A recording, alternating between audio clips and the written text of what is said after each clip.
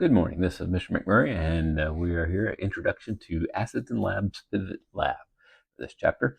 Okay, we are going to do a little things here, two things. One, talk about acids and bases and pHs and things like that. And there's also going to be a section on titrations or neutralization reactions. Okay, and which we'll talk about more in a little bit. All right, so real quickly, first of all, it just gives you some tests that we can run. There are some indicators: bromocresol green, phenolphthalein, that's a mouthful, which are also, these are both indicators that we add that change colors depending on the pH. All right.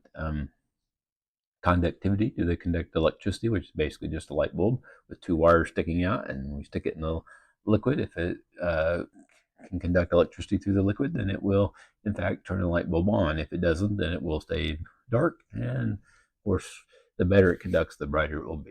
All right, and then of course we'll have an actual pH probe, which is attached to a camera, and it will, someone's camera or cell phone, I should say, not camera, cell phone, and it will display the pH when they do that. All right, so some first questions they just have, very simple. If you do this, what will happen? Things like that. So you'll need to watch the videos for each of those to see what happens.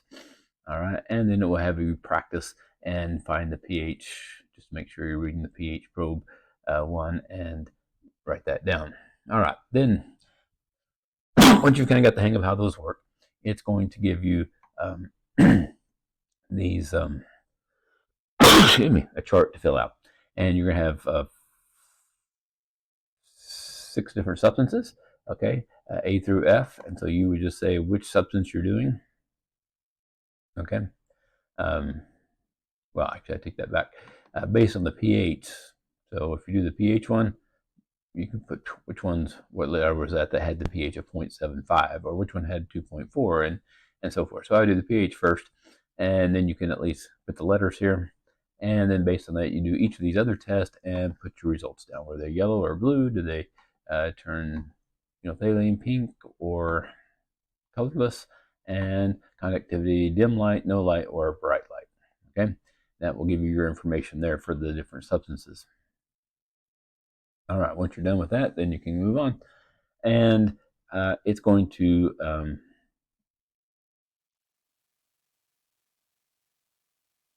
give you another video. Okay, on this video, it's going to tell you what the substances are. Whoops, there you go. The first one's distilled water. But anyhow, it will go through that and show you what the different substances are. Okay, and then based on that, you can, based on the information you have up here, you can tell me, are they acids or are they bases and so forth. Okay, all right.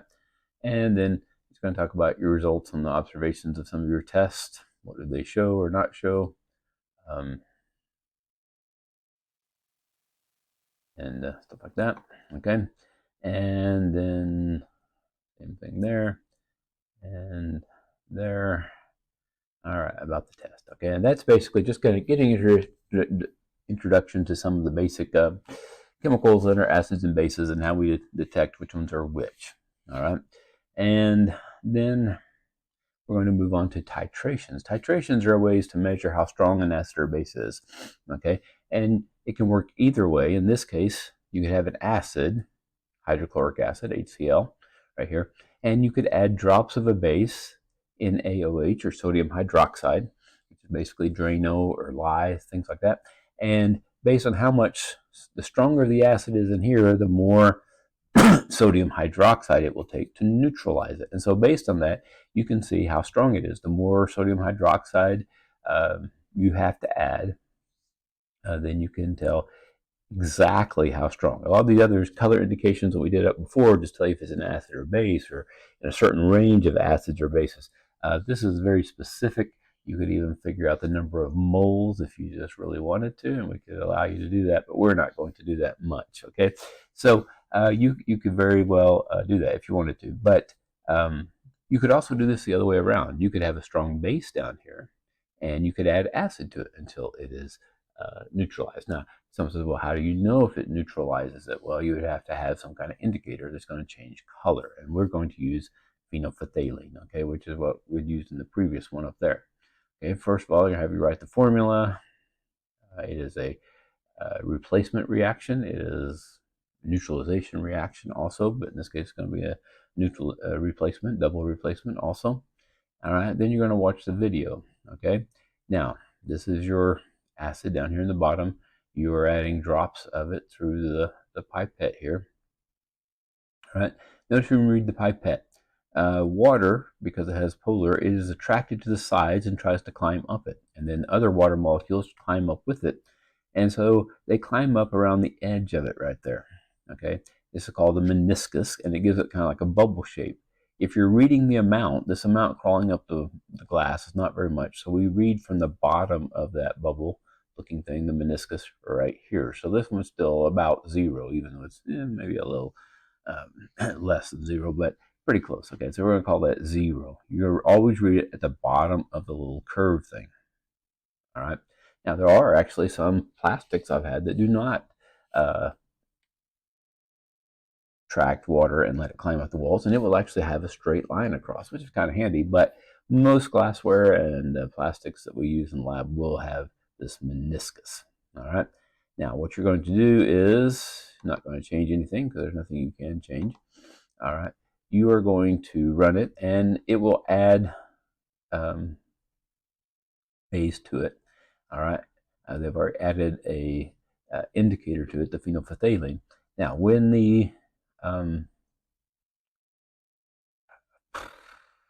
my brain just went dead. But, the spigot thing here that they turn, when it looks like this, it's horizontal. You can just see the end of it sticking out toward you. That means that it is closed. In other words, nothing is being added to it.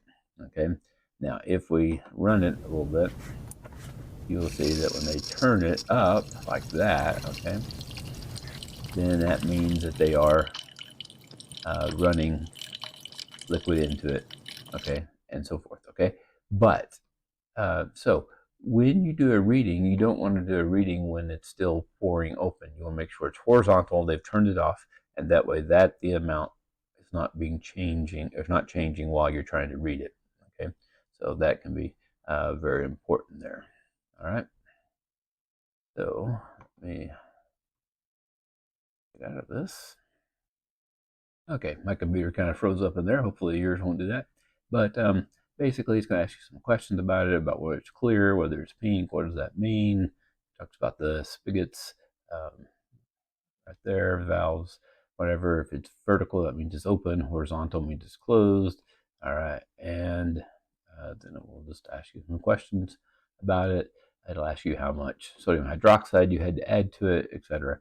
And then it will give you a want to know how many moles of sodium hydroxide it took to get to the end point.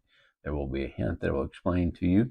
Remember, you're measuring it in milliliters. You'll need to change that into liters, okay?